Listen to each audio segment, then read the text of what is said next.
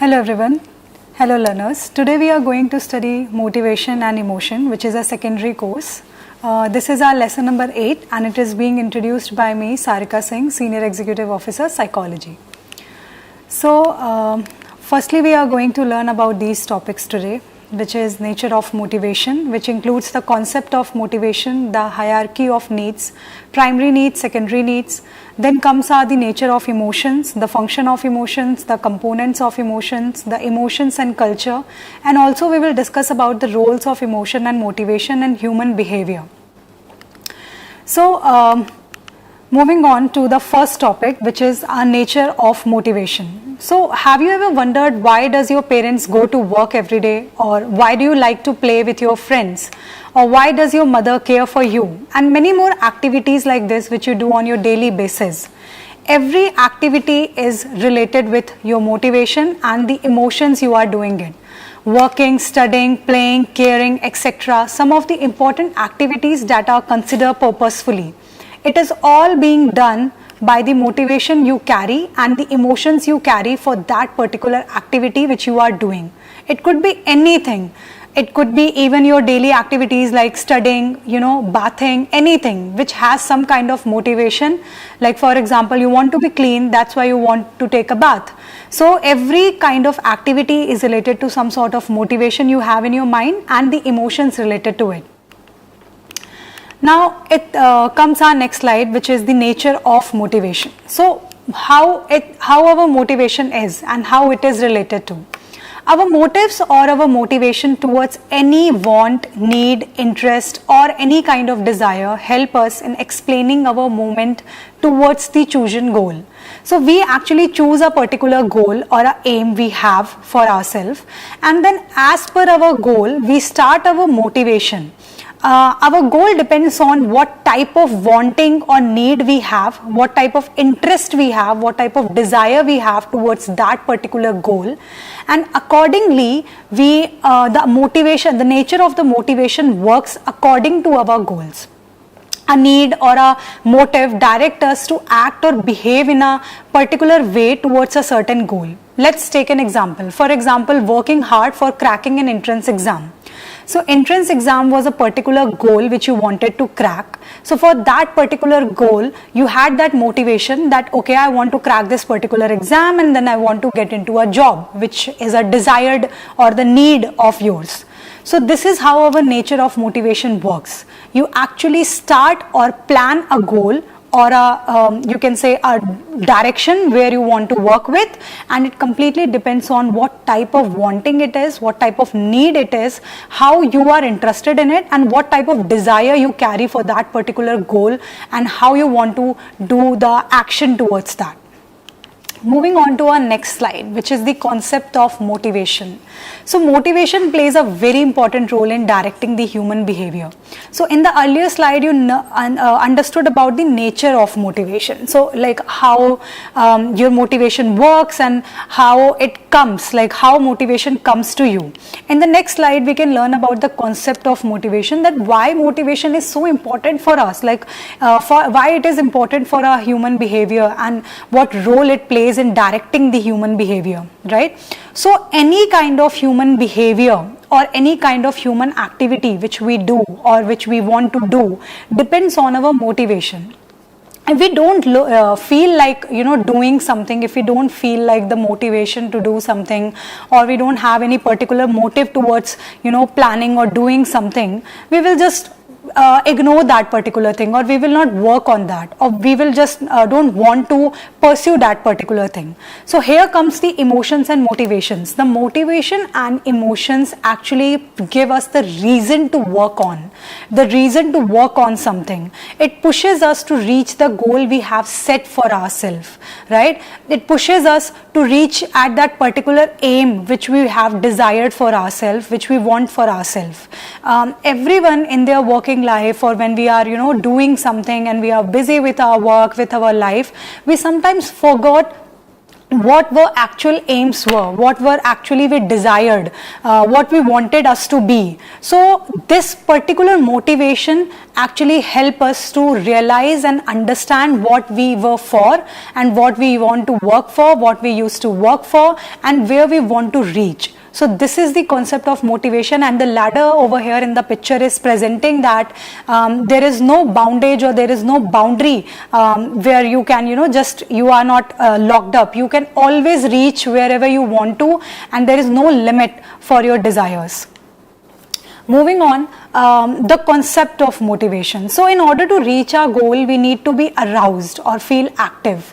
But too little arousal will make us feel dull, as we have discussed in our earlier session. If we are not feeling aroused, or if we are not feeling that motivated, and then we will be relaxed. We will not going to be, much bothered about our desire. So we really need to understand what is our particular desire or what is our need. Sometimes we feel like this is my desire, but after a certain period of time, we understood, okay, this is not something that I want.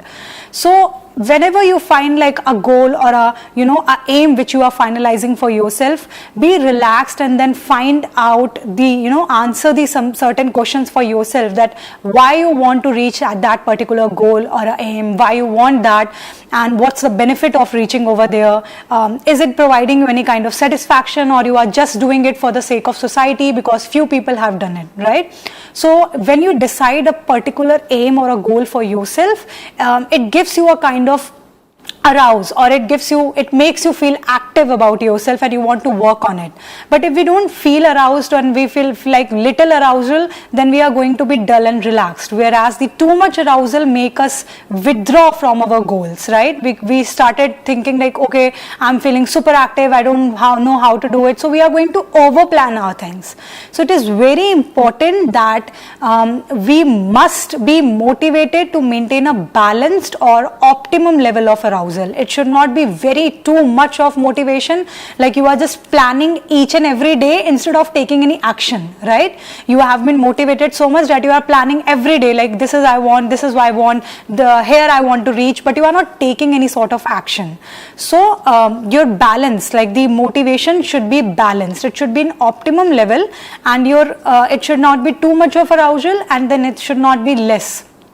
So with this, so motivation is basically the result of the person's thought and expectations, which is of two types, if we can conclude: intrinsic motivation and extrinsic motivation, which we are discussed in our next slide, which is intrinsic motivation. Okay, so this type of motivation comes from within the person, right? Intrinsic motivation is something which is inside you. You wanted to achieve something because that makes you happy, that makes you satisfied, that makes you fulfilled regarding yourself, and it is based on the personal enjoyment, need of satisfaction of any task. Like for example, you want to eat something, or you want to paint something. Like let's take an example, painting, because it makes you feel calm and happy. This is something which you want to do for your inner satisfaction.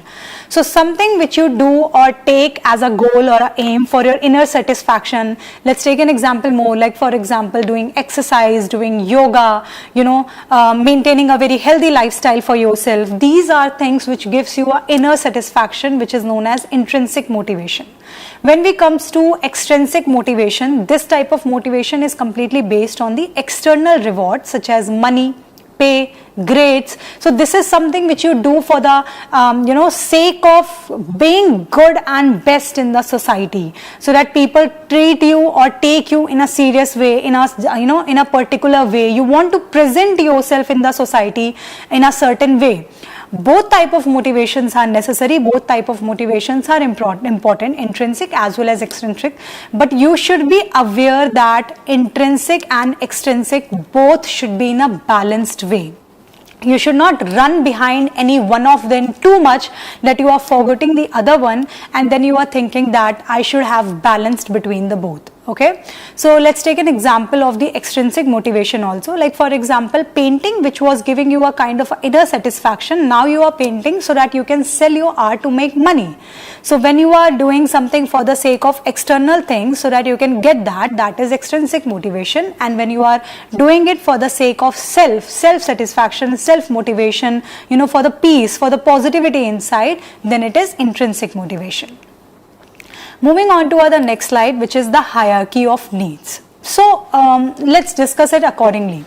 According to the psychologist Abraham Maslow, there are several levels of needs that each person must strive to meet before he or she can achieve the highest level of personal fulfillment. Right? So there are different levels which psychologist Abraham Maslow said that there are different levels of our needs. Okay, the first one is our physiological needs, the safety needs, love and belongingness, right, esteem and self-actualization. So these are the 5 basic, you can say, the meet of our needs that we want to desire and we want to fulfill as per the growth, as per our growth.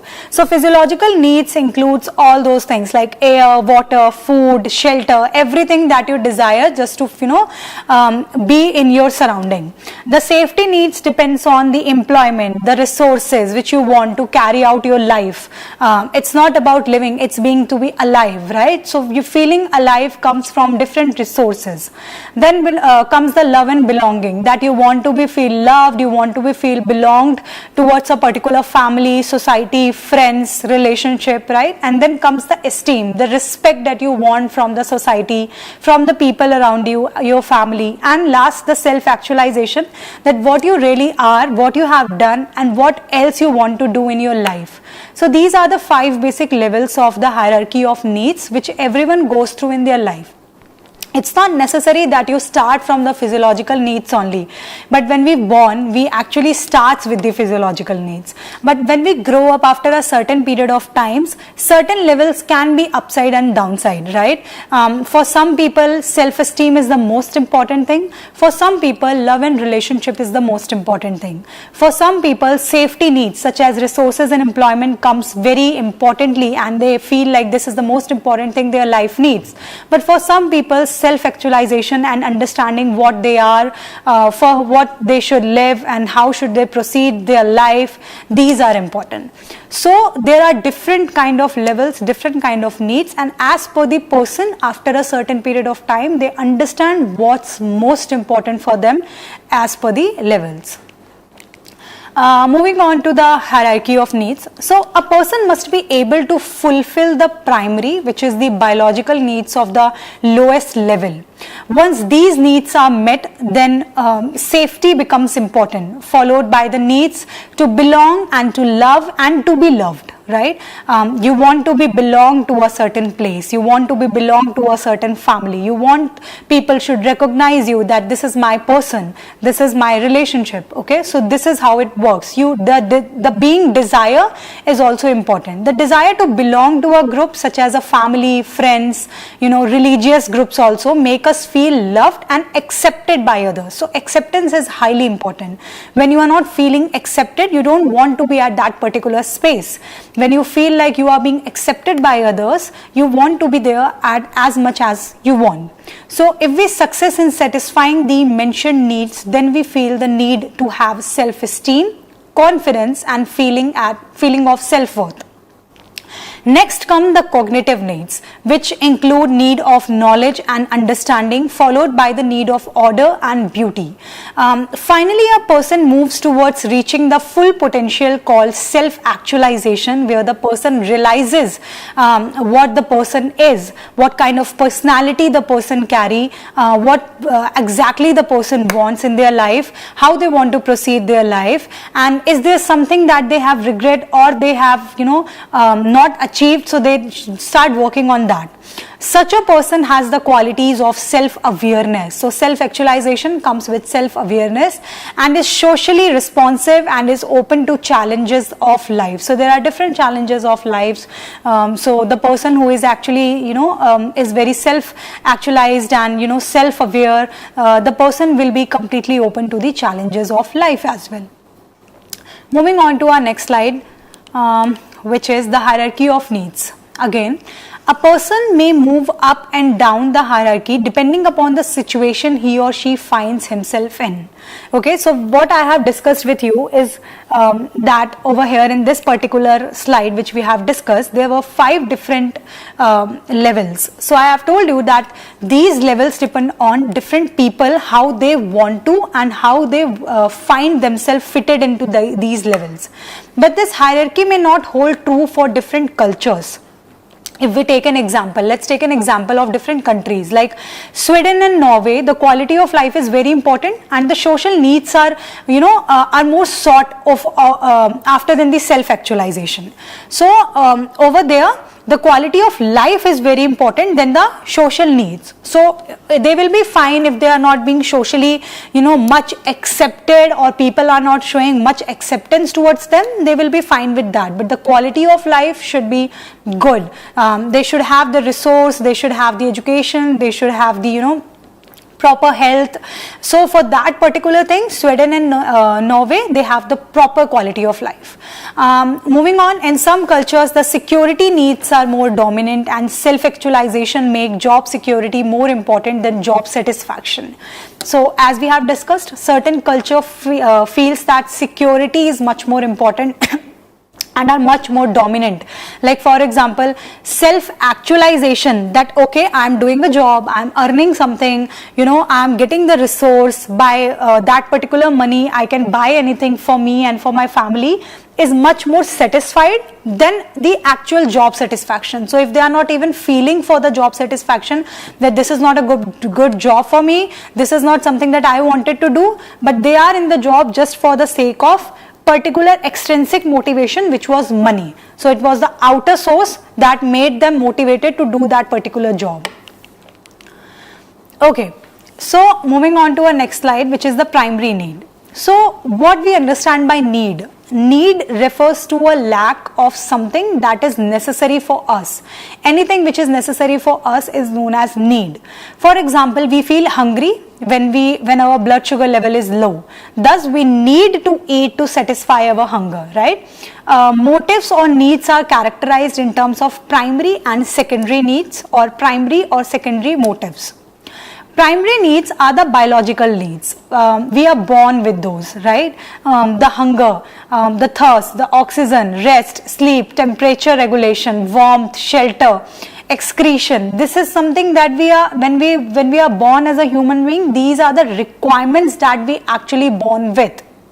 If we see any sort of generation or any sort of period, we will definitely gonna see this particular primary need as the most basic need. If we even talk about the people who used to live in caves, there also they required that particular cave to sleep in, just for the sake of shelter, right? Today we are making buildings and houses and home for ourselves, which is just a change of certain scenarios. From caves we are now living in a house, but the need is same. So the primary needs are something which is like the basic need for ourselves. Oxygen, the rest, the sleep, the temperature, or anything, the excretion, etc. These are the biological needs of our body, which is necessary, that need to be fulfilled. Moving on, these needs have to be satisfied for us to stay alive. Needs such as hunger and sleep are cyclic in a way and are repetitive. So we can't say that, okay, I have eaten today, now I will eat after like 6 days or 7 days. No. We eat timely, we sleep repetitively, right? And we do certain biological needs in a repetitive manner so that our body remains healthy and we feel good. Thus, we need to eat and sleep regularly.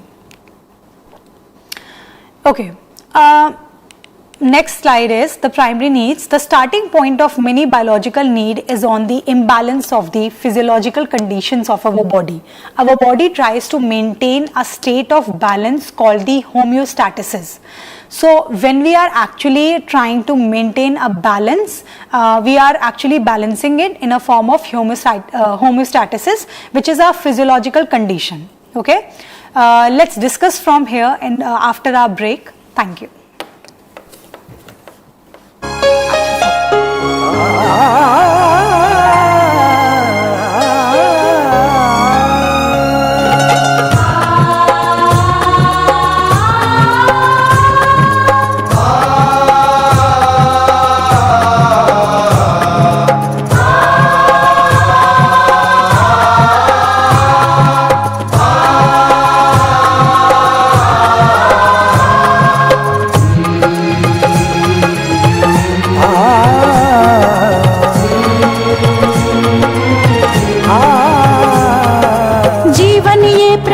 प्रकाशित करने, राहों को आलोकित करने। जीवन ये प्रकाशित करने, राहों को आलोकित करने। हम अपना दीपक स्वयं बने, हम अपना रास्ता स्वयं चुने। हम अपना दीपक स्वयं बने, हम अपना रास्ता स्वयं चुने। जीवन ये प्रकाशित करने, राहों को आलोकित करने।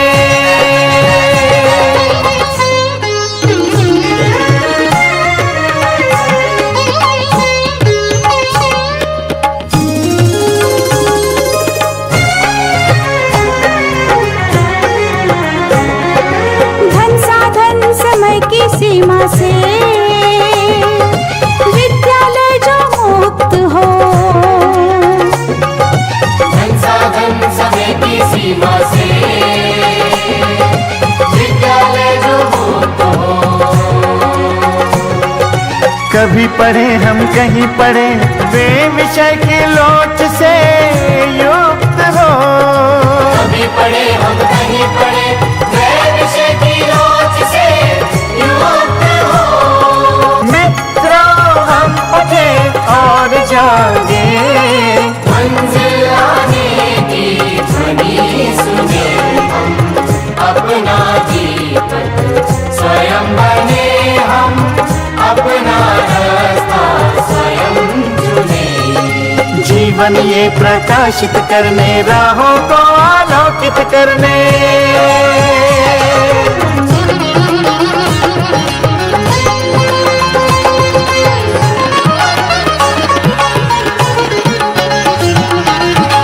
राष्ट्रीय मुक्त विद्यालय का द्वार खुला सबकी खातिर। शिक्षा परीक्षा का अवसर एक बार ही क्यों मिलता फिर।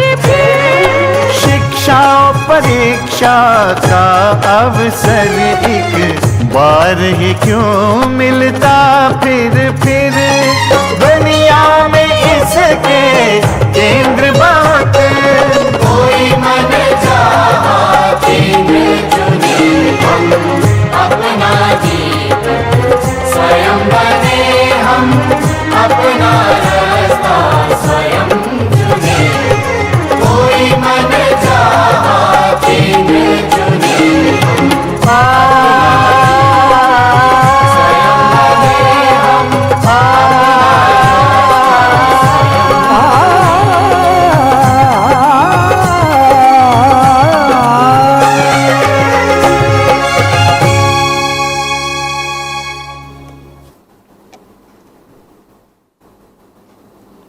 Hello learners, welcome back. So as we were discussed about our primary needs.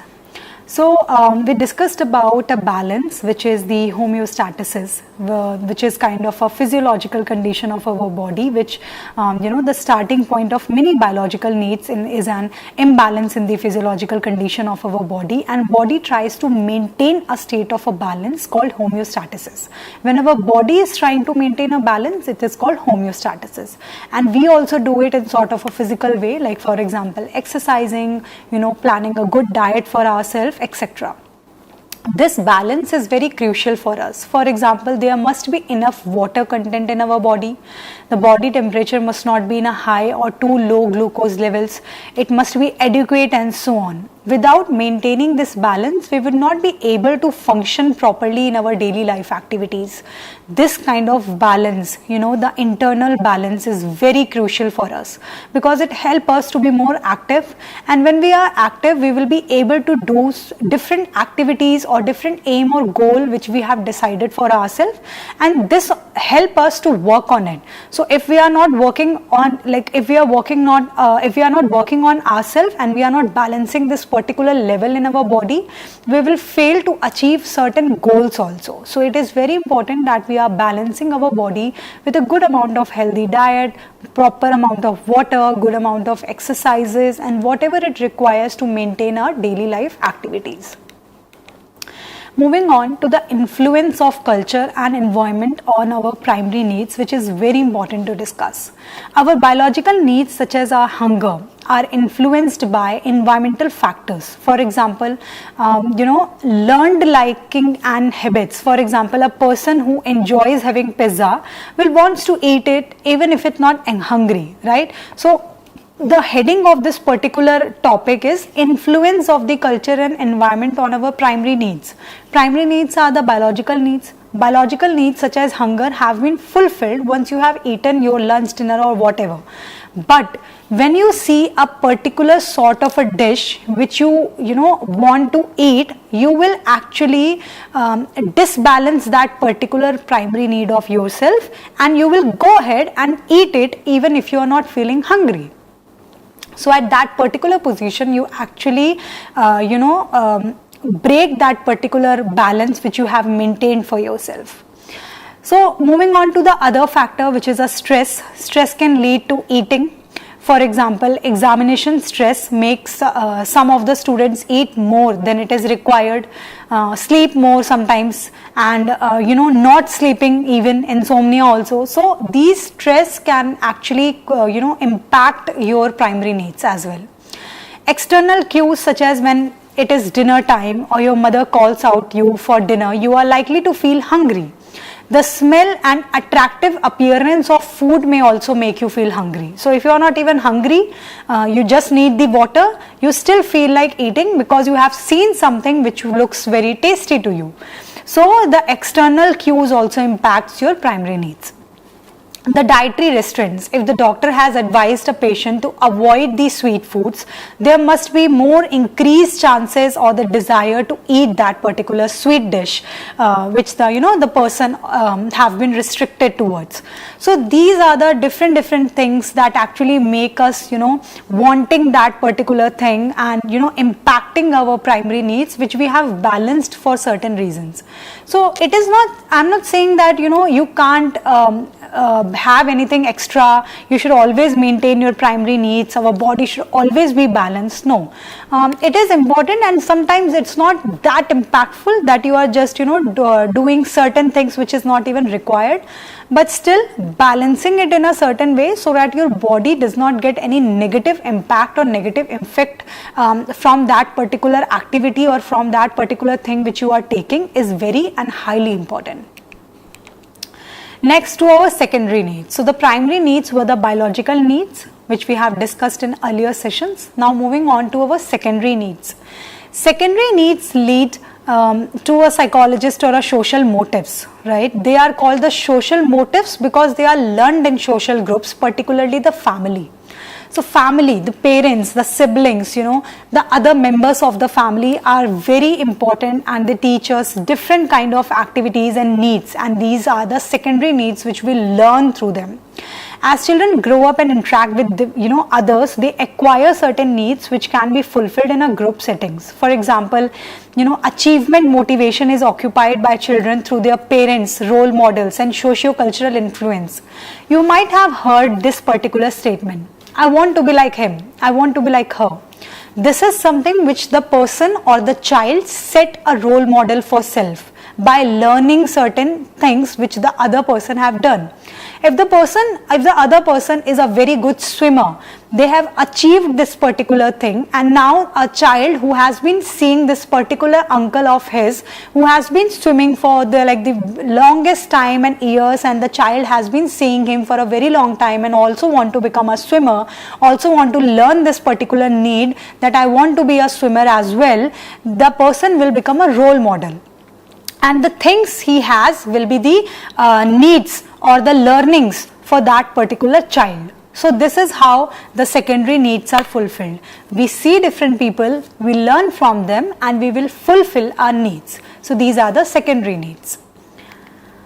Moving on to the influence of it's been done. The secondary needs, so there are some other common social motives as well, such as the achievement. So you want to achieve something, and that's why this is a particular slide which is showing you the needs of secondary, that why we are fulfilling our secondary needs. So the achievement, like to strive for success and excellence, carry out different tasks. Affiliation, to seek and enjoy the company of others, to make friends. We also do have the secondary needs.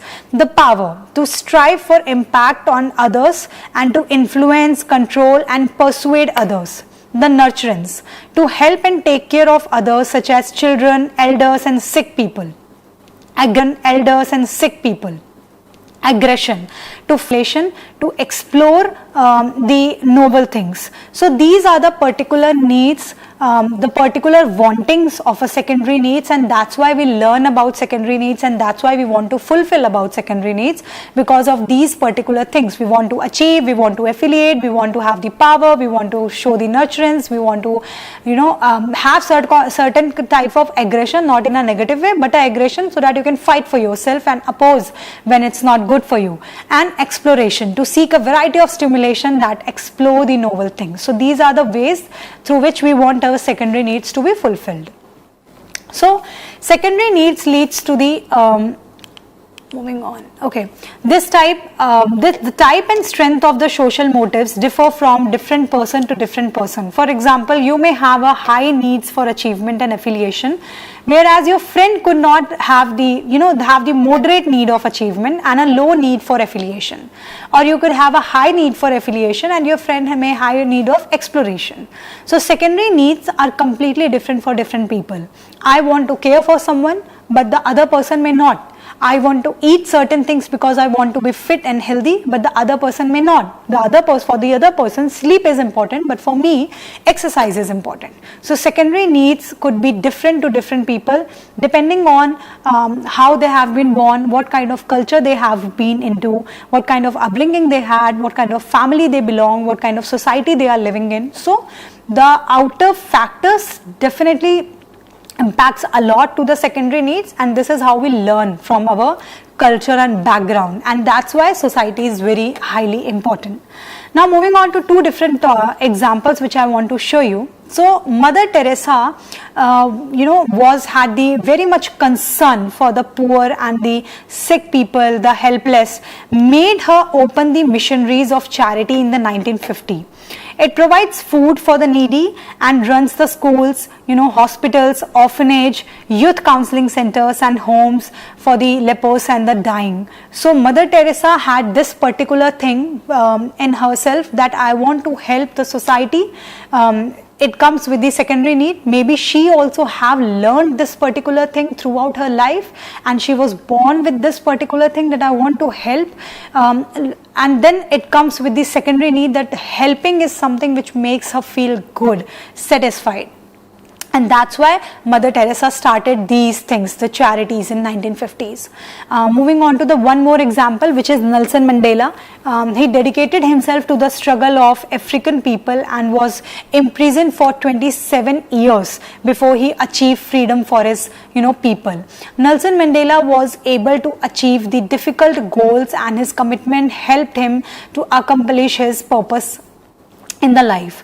So Nelson Mandela has this particular purpose of his life, that he wants to help to his people, he wants to provide the freedom which his people were looking for. And just imprisoning for 27 years also was not impactful for him, because it was his need.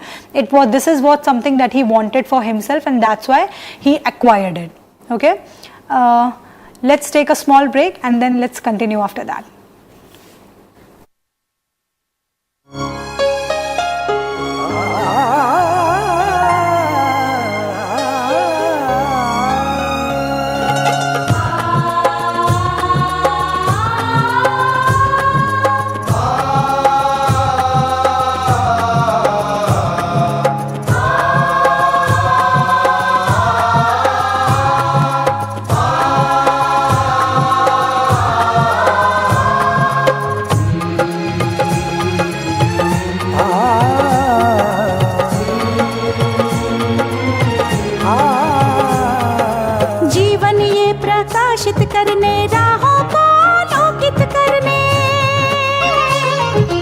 जीवन ये प्रकाशित करने, राहों को आलोकित करने, हम अपना दीपक स्वयं बने, हम अपना रास्ता स्वयं चुने।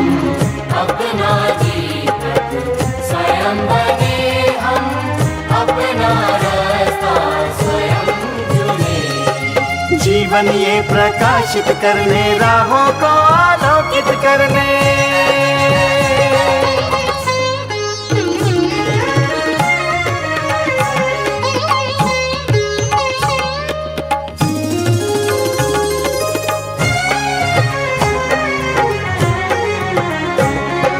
धन साधन समय की सीमा से विद्यालय जो मुक्त हो, धन साधन समय की सीमा से विद्यालय जो मुक्त हो। कभी पढ़े हम कहीं पढ़े, वे विषय की लोच से युक्त हो। कभी पढ़े हम कहीं पढ़े, वे विषय की लोच से युक्त हो। मित्रों हम उठे और जागे, मंजिल आने की ध्वनि सुने हम, अपना दीपक स्वयं बने हम, अपना रास्ता स्वयं चुने। जीवन ये प्रकाशित करने, राहों को आलोकित करने।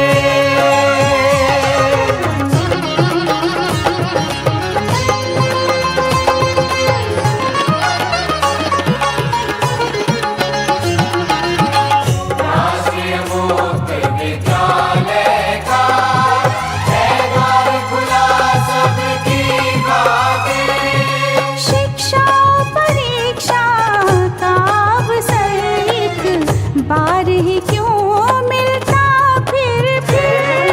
शिक्षा और परीक्षा का अवसर एक बार ही क्यों मिलता फिर।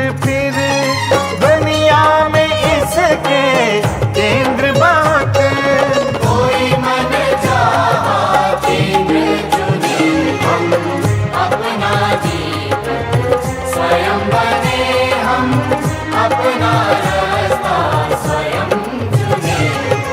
कोई मन चाहा केंद्र चुने हम,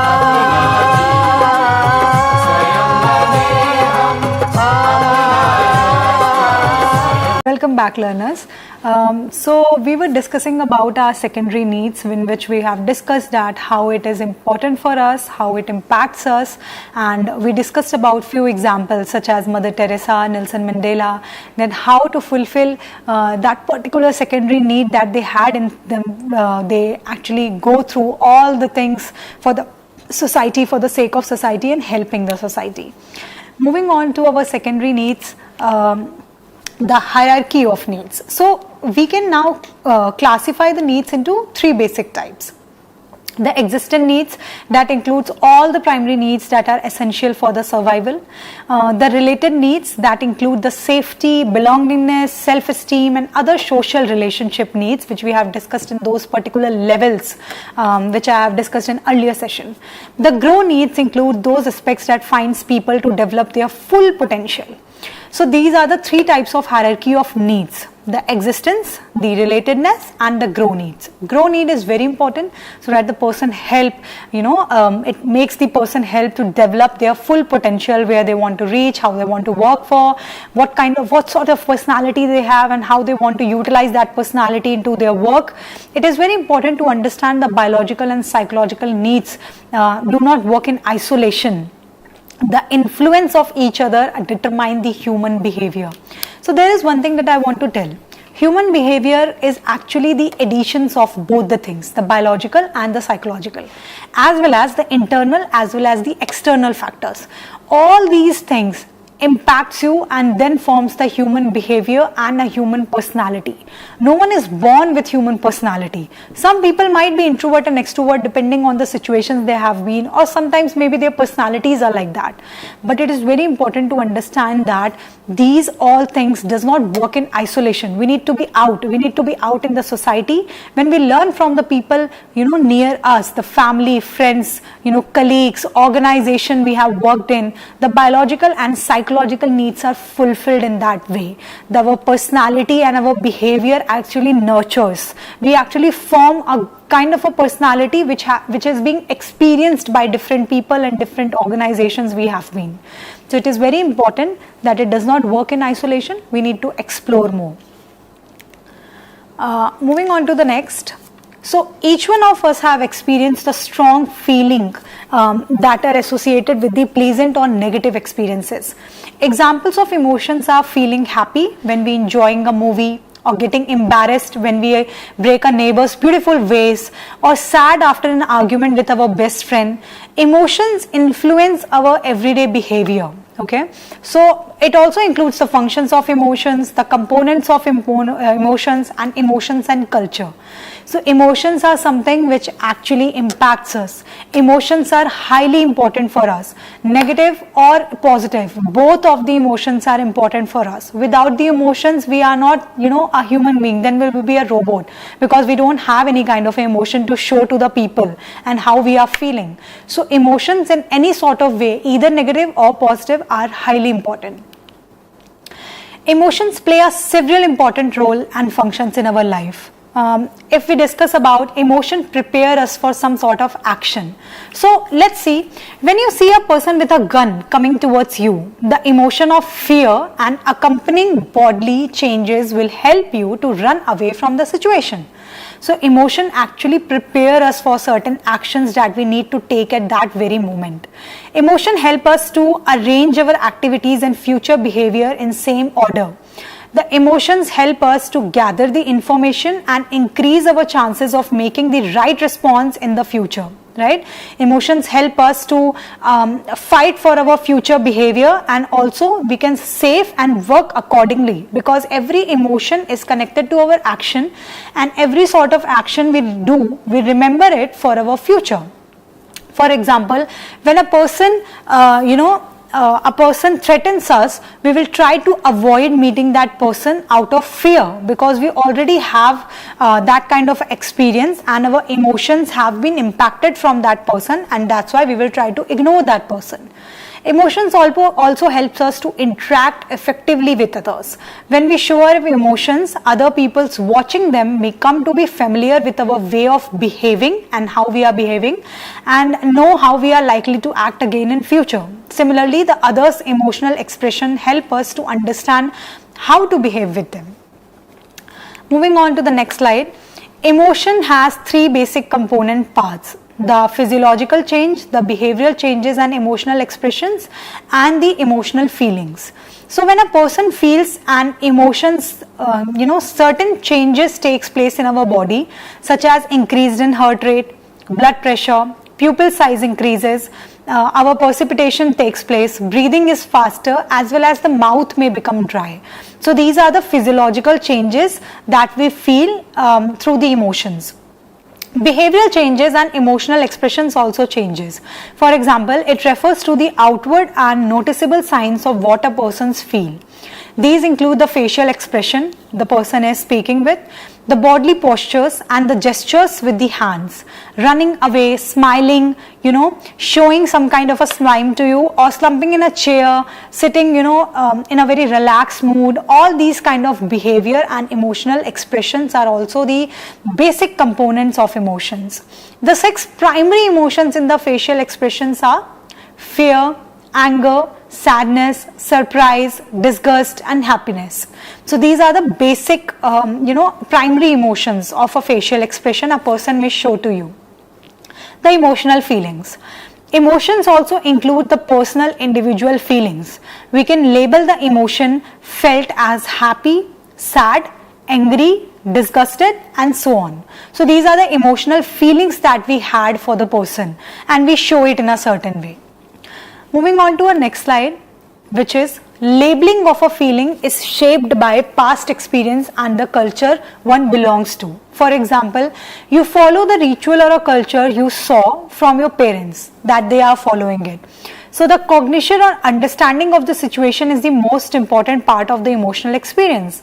The human emotions involve so many things: the past experience, the culture, the individual differences, Therefore, all times we may first act and then think about it. Whereas in other situations, we can first think before acting.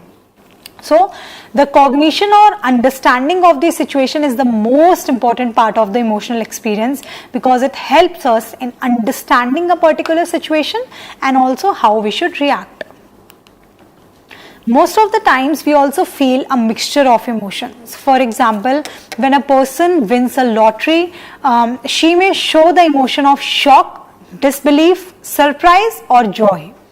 The experience of emotions are different for everyone. For example, going for a walk may provide you with pleasure, whereas for your friend, a hug from her mother gives the same sort of feeling which you had by walking.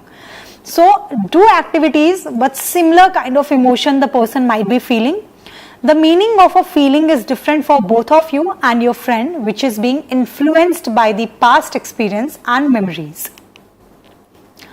So emotions and cultures. Do people in all the culture express their emotions similarly? Yes. Research indicates that the 6 basic emotions are expressed universally. Each primary emotion is associated with a unique set of facial and muscular movement. Despite of this basic universal emotion, behavior of people from various countries is different it's completely different for each other. For example, Japanese tend to show, a very little emotions as compared to the Italians, and it has been researched. But do they express in a similar way? This happens as we grow up and we come in contact with the family members and the society we belong. If the person has seen that the emotions are expressed in this particular way or sort of way, it's highly possible that the child is going to express the emotions in that sort of way only when he or she becomes the adult or comes in the teenage. The social experiences lead to the development of display rules, which are approved way of showing the emotions as per the family, as per the society the person belongs to. These rules are learned during our childhood, and this learning becomes noticeable in the expression of the emotions. So, have you heard about making emotions? The picture here is showing you. Okay, so can you recall any instance when you received a gift that you do not like, and just trust or tell me very truthfully that have you not thanked profusely with a smile pasted on your face? This is known as making of emotion. When you are actually not happy in real, you are actually making a certain kind of emotion, and this is known as making of an emotion, which is being done not to dissatisfy or not to sad the front person who is talking to you or have expressed certain kind of emotion to you. And then when you don't want to, disgrade or show any kind of negativity towards the person, you actually start making certain emotions, and this is known as making of emotions. And we do it by pasting a smiley face, or sometimes you also do false crying or false emotions you are showing to the person. So these are the making of emotions which a person do. Role of emotions and motivations in human behavior. So absence of not being motivated to do something and the absence of feeling is likely to make us act in a robotic fashion.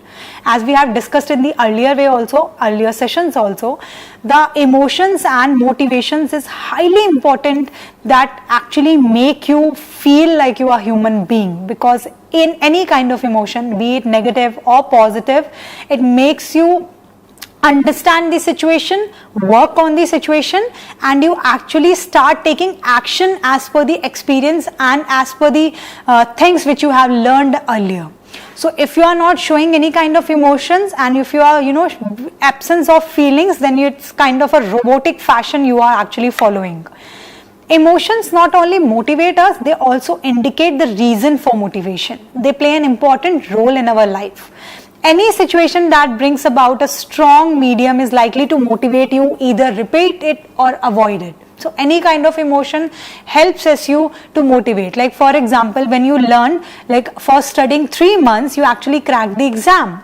So you learn this particular thing, and your next exam, in your next entrance exam, you are going to study more because you know that you can clearly crack it in 3 months, and even studying more can give you a good rank.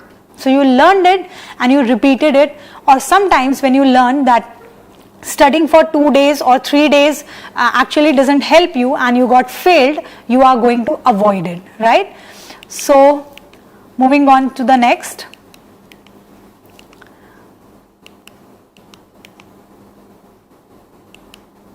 It's not getting back.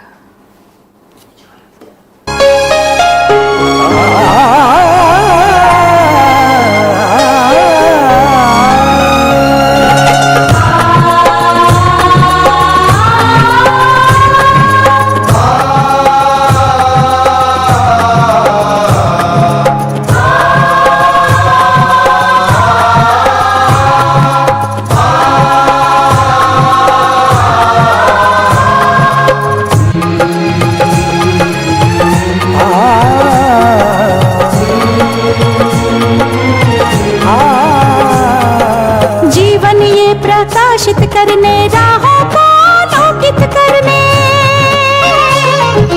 जीवन ये प्रकाशित करने राहों को आलोकित करने, हम अपना दीपक स्वयं बने, हम अपना रास्ता स्वयं चुने, हम अपना दीपक स्वयं बने, हम अपना रास्ता स्वयं चुने। जीवन ये प्रकाशित करने राहों को आलोकित करने।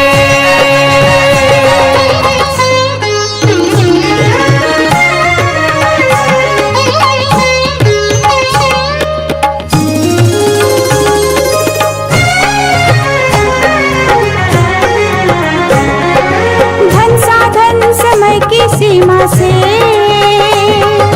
विद्यालय जो मुक्त हो, धन साधन समय की सीमा से विद्यालय जो मुक्त हो। कभी पढ़े हम कहीं पढ़े वे विषय की लोच से युक्त हो, कभी पढ़े हम कहीं पढ़े वे विषय की लोच से युक्त हो। मित्रों हम उठे और जागे, मंजिल आने की ध्वनि सुने, हम अपना दीपक स्वयं बने, हम अपना रास्ता स्वयं चुने। जीवन ये प्रकाशित करने राहों को आलो